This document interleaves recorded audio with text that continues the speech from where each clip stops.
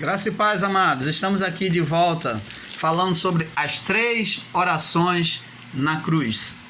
As 3 orações na cruz. E nós estamos aqui falando no livro de Lucas, né? Lucas, capítulo, você pode abrir aí na sua Bíblia, Lucas capítulo 23, no verso 35 em diante. E diz assim a palavra: e o povo estava olhando, e também os príncipes zombando dele, dizendo: aos outros salvou, salva-te a ti mesmo. Este é o Cristo, o escolhido de Deus. Se este é o Cristo escolhido de Deus. E também os soldados escarneciam, dizendo-se a ele. E também os soldados escarneciam, chegando-se a ele, apresentando-lhe vinagre, dizendo: se tu és o rei dos judeus, salva-te a ti mesmo. E também por cima dele estava um título escrito em letras gregas, romanas e hebraicas: este é o rei dos judeus. Um dos malfeitores que estavam pendurados blasfemavam dele, dizendo: se tu és o Cristo, salva-te a ti mesmo e a nós. Respondendo, porém, o outro repreendia, dizendo: tu nem ainda temes a Deus, estando na mesma condenação? Nós, na verdade, com justiça, porque recebemos o que os nossos feitos mereciam, mas este nenhum mal fez. E disse a Jesus: Senhor, lembra-te de mim quando entrares no teu reino.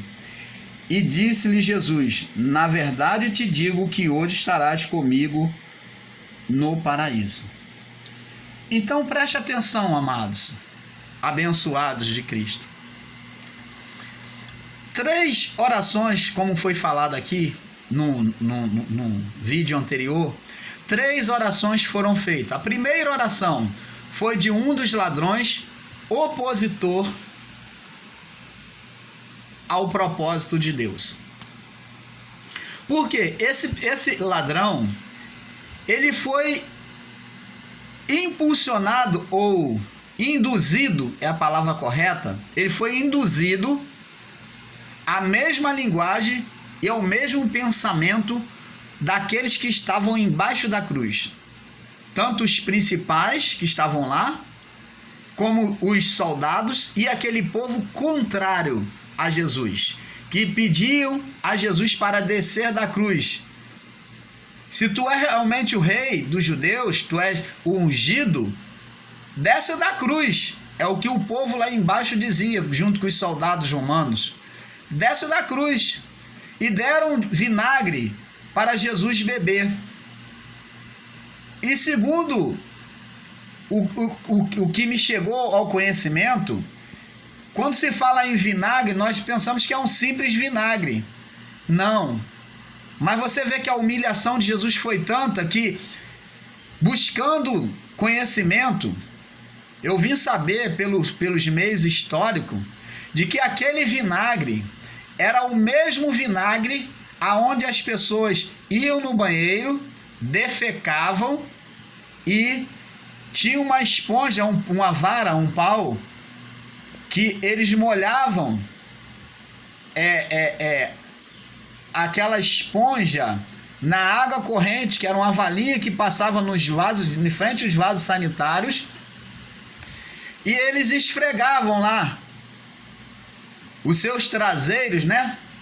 Se limpavam com aquela esponja quando se defecavam, e após se limparem, eles, como meio de higienização, eles pegavam aquela vara com aquela esponja e botava dentro de um pote com vinagre. E segundo os historiadores, foi aquele mesmo vinagre que foi levado para Jesus beber. Aquele vinagre que se passava na bunda, né? Me perdoe a expressão, se é ofensivo para você, se passava na bunda das pessoas que se limpavam, e após se limparem com aquela água que passava diante deles, eles jogavam aquela vara com a esponja dentro deste vinagre. E foi justamente esse vinagre que foi dado para Jesus beber. Foi uma forma de humilhação tremenda. Na hora que ele disse, tenho sede, então eles pegaram e deram desse vinagre. Você imagina a pessoa, além de beber o vinagre, que é algo que muitos imaginam que deram o vinagre para poder aliviar o sofrimento de Jesus, mas o propósito não foi esse. Eu creio que foi por questão de zombaria. Deram a ele, em lugar de água, deram vinagre sujo, contaminado de fezes humanas. Então, preste atenção. E então aquele ladrão, tanto o povo estava ali humilhando como os soldados, aquele ladrão opositor também estava ali buscando tentar Jesus, mandar ele descer. Salva-te a ti mesmo, salva nós e a ti mesmo. Desce da cruz, tu não és filho, não és o Cristo, o ungido de Deus? Então, preste atenção. O outro ladrão que estava do outro lado falou assim, ora, você não temes a Deus? Nós estamos pagando pelos atos do nosso próprio erro. Esse daí não fez nada. Ele não fez nada. E ele então fez a oração, após fazer a defensiva de Jesus, ele fez a oração e disse, Senhor, lembra-te de mim quando entrares no teu reino. E qual foi a oração de Jesus? A oração de Jesus foi, Deus meu, por que me desamparaste? A oração de Jesus foi justamente aonde ali revela que foi feito a transferência de pecado. No momento que foi feita a transferência de pecado, é que Jesus orou e disse, Deus meu. Estranho é para nós vermos Jesus diante de todas as suas orações, que chamava Deus sempre de meu Pai, de Pai.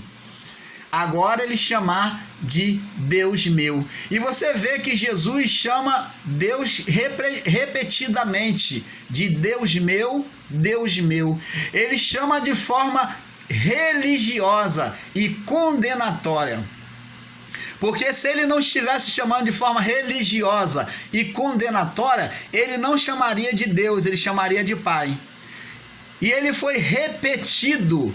Lembra que Jesus falou, quando orardes, não serás como os hipócritas que fica chamando Senhor, Senhor. Que não é pelo muito falar que sereis ouvido. Você vê que agora Jesus ele chama Deus meu, porque essa é a apresentação da pessoa carnal e religiosa. Ali Jesus ele está assumindo a natureza humana. Ali o pecado está sobre ele, então a condenação da lei está sobre ele. Ali foi transferido, então ele não tinha em si mesmo a natureza, a visão, a revelação para chamar Deus de Pai. Ele não se via como filho ali, porque ele se viu condenado. Por isso ele chamou Deus meu, e não mais Pai ou meu Pai. E ele se viu, aquele que está debaixo da condenação da lei, ele se vê sempre amaldiçoado. E ele disse, por que me desamparaste? Você vê que essas pessoas que vivem debaixo do sistema, elas veem sempre diabo, vê sempre pecado. Os seus líderes estão sempre ensinando condenação de pecado, vê sempre condenação do diabo sobre a vida das pessoas, de espírito de inveja, de espírito de trabalho, de feitiçaria fizeram contra a pessoa. Nós que estamos em graça não nos preocupamos com isso. Estamos, como diz lá no Salmo 27, aos seus amados ele dá enquanto dormem. Nós estamos descansando em Deus. Quem está debaixo da lei sempre vê inimigos, sempre vê alguém fazendo trabalho de macumba e ela tem que orar porque o outro está fazendo demanda contra ela. O outro vizinho tem espírito de inveja. Nós não vemos isso. Nós não carregamos essas mandingas espirituais em nós, porque temos o reino de Deus. Nós não vemos condenação. Nós não nos vemos desamparados, como Jesus se viu na cruz. Deus meu, por que me desamparaste? Uma oração religiosa. Uma oração religiosa que Jesus fez, porque ali ele assumiu os pecados da natureza carnal humana.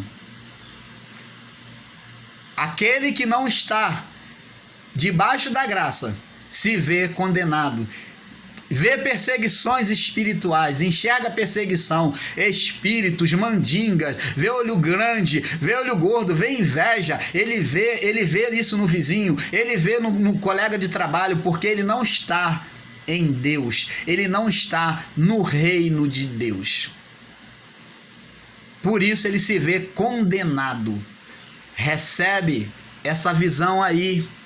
Recebe esse aclaramento da tua mente. Neste momento, você, meu irmão, minha irmã, saia desse sistema. Enquanto você receber esses ensinos de espíritos vindo contra você, de olho grande, de que o fulano, o vizinho tem inveja, de que fizeram trabalho contra você, isso é tudo mandinga, isso é feitiçaria. Isso é para pessoas que estão em condenação da lei. E Jesus ali estava na condenação da lei, ali naquele momento, assumindo os nossos pecados. Agora, se você não acredita que ele já assumiu os seus pecados, que você já veio salvo e salvo para sempre, então você continue vivendo na condenação da lei. Continue sendo perseguido por fantasmas. E eu digo mais a você, preste atenção, eu vou aclarar um pouco mais a sua mente, preste atenção, eu vou mostrar para você como que é as pessoas que vivem debaixo da lei. Você lembra que Jesus fez multiplicação de pães e peixes?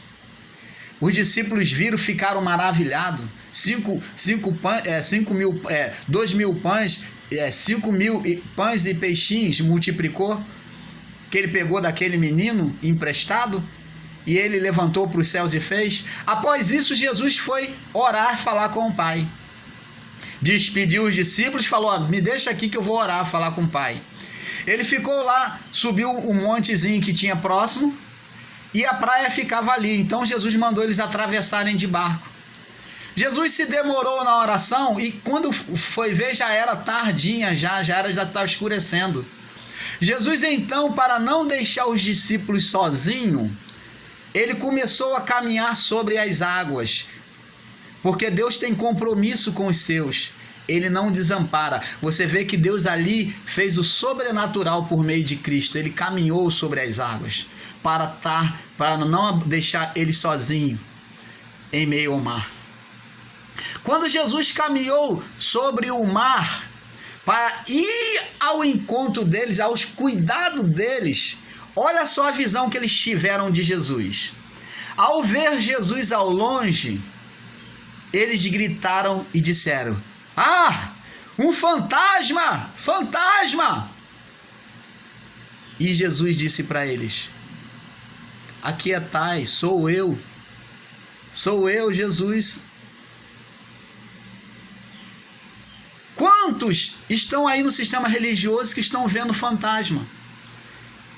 Eles não entenderam nada da multiplicação de pães e peixes.